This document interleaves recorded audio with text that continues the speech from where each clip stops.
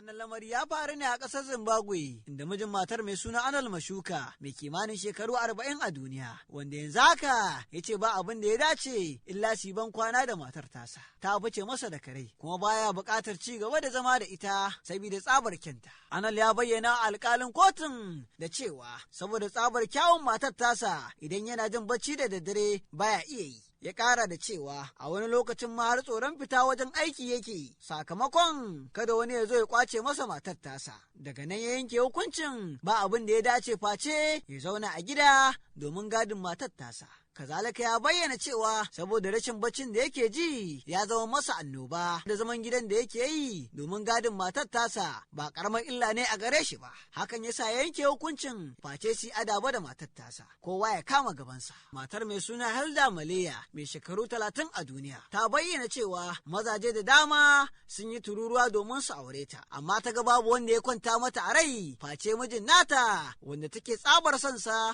a cikin zuciyarta. Alƙalin kotun da ya saurari wannan ƙara